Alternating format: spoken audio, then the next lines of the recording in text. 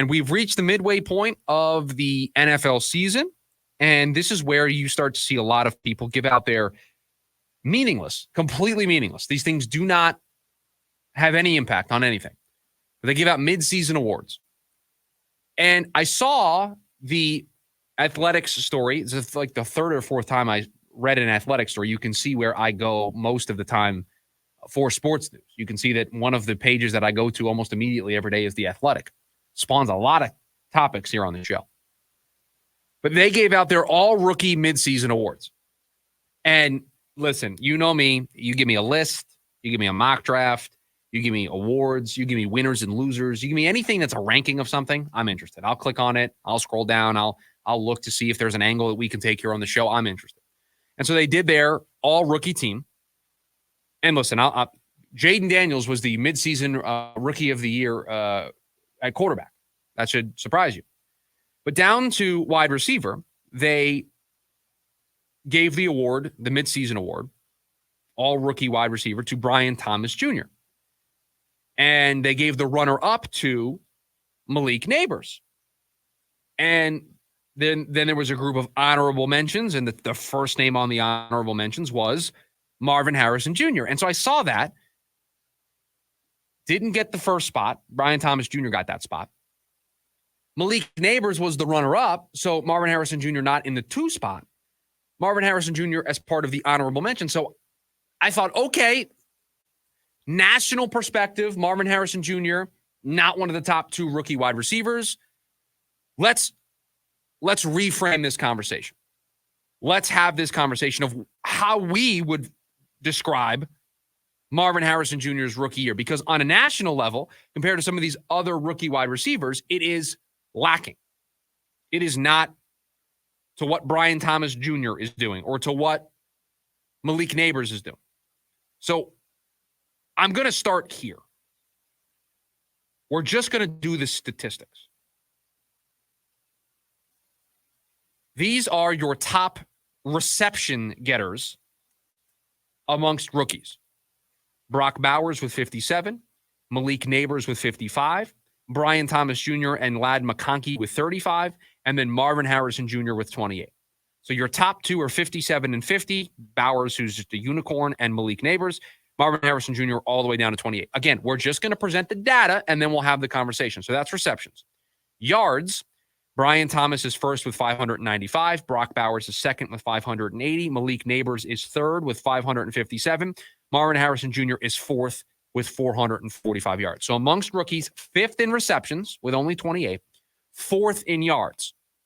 In touchdowns, this is where Marvin Harrison Jr. kind of makes up some ground. He is tied with Brian Thomas Jr. with 5 touchdowns, leading all rookies. Then you have Ladd McConkey and Xavier Legette with 4, and then Malik Neighbors, Keon Coleman, Xavier Worthy, all with 3. So tops all rookies in touchdowns, but barely inside the top 5 in both yards and receptions. And those reception numbers are obviously low. He's only got 28 catches. And so that's the framework. You look at those numbers and you could very easily understand why he wouldn't get consideration over Brian Thomas, who has close to 600 yards, leads all rookies in that regard. Leads all rookies are tied for the lead with 5 touchdowns. You can see why Brian Thomas got there. You can see why Malik Neighbors, who has 55 catches already for 557 yards, maybe lagging a little bit behind in the touchdowns, but the volume is there, is making a lot of catches. And that's including all the drops that he has. And there's Marvin Harrison Jr., the first wide receiver taken off the board, the 4th overall pick, lagging a little bit behind. And so how do you grade what Marvin Harrison Jr. has done so far? How do you contextualize what we've seen? Well, while the statistics aren't necessarily there to match Malik Neighbors, to match Brian Thomas Jr., Marvin Harrison Jr.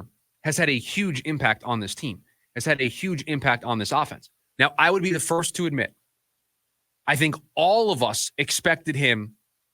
You draft him 4th overall. He was a slam dunk, no doubt, super hyped prospect. You thought he would just hit the ground running, and we're talking about Justin Jefferson production, Jamar Chase production, Jalen Waddle production, Devonta Smith production, just naming recent top wide receiver selections who, as rookies, put up some pretty good numbers. You were expecting, with all of the hype around Marvin Harrison Jr., that he would put up similar numbers. We're not there yet. Maybe he'll have a really good second half, but he is obviously not putting up those types of numbers. He is not overwhelming opposing defenses, but he is having an impact. He is a major cog in this offense. It is our go-to statistic here on the show, but the Cardinals are 5-0 when Marvin Harrison Jr. and Trey McBride are 1-2 in some way, either Maserati Marv 1 and Trey 2, or Trey 1 and Maserati Marv 2 in targets on this team. So when Marvin Harrison Jr. is a focal point of this offense, along with the other major target on this team, the Cardinals find offensive success. It is not necessarily the offensive output that we all anticipated in the early going. And so that's why it can be a little bit of a mixed bag. That's why it can be a little bit of a disappointment to see the way that he is playing so far. It can be a disappointment to only have the 28 catches. Look, 28 catches through 9 games, that's not good enough. It's a little over 3 catches a game. That's not what Marvin Harrison Jr. was brought here for. He only has 2 games this year where he's gone over 100 yards. Those are the same 2 games where he's gone above 75 yards. Last week, it was 2 for 34 against the Bears. Now, again, this is a team that was running the football extremely well. They didn't need to throw the ball a whole lot. No problem. They're winning football games. In Miami, when they needed to score, they needed to go up and down, they needed to keep pace. 6 catches for 111 yards and a touchdown. When they put the hurt on the Rams early in the season, 4 catches, 130 yards, and 2 touchdowns. And so there are pockets here, right? The 5 catches for 64 yards in a loss to the Lions, 5 catches for 45 yards in a loss to the Commanders. There are pockets here where you start to feel like you're going to break out. But there has not been the consistency yet.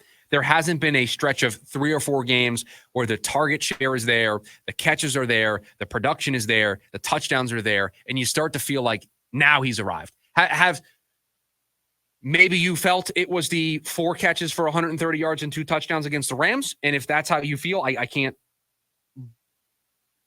necessarily disagree with you, but has there been that breakout moment for Marvin Harrison Jr.? Has there been this stretch of games where you go, that's the number 4 overall pick? Now he's arrived. Now this offense is ready to, we'll continue our analogy from earlier in the show, hockey stick in the right direction. Because that's the next level of this offense. That's the next level of this team, is when they start to unlock more from Marvin Harrison Jr., when they unlock more from Trey McBride, when they're able to get more guys involved. That's the next step. And trust me, you have a rookie wide receiver. It takes some time to develop that chemistry with your quarterback. It is not overnight. Not everybody can be Justin Jefferson or Jamar Chase or Jalen Waddle or Devonta Smith or any of the names that you can invoke here about rookie wide receivers hitting the ground running in a big way. It takes time. This isn't to say that Marvin Harrison Jr. is a bust. This isn't to say that Marvin Harrison Jr. isn't going to have a long career here in Arizona. It just isn't there yet. It's just a little bit off. And so to tie it back in and to answer the question, how would we grade this season so far? I would say the Cardinals are successful in spite of their number 4 overall pick not being the player that I think we expected him to be. And he can still be that player. He just didn't hit the ground running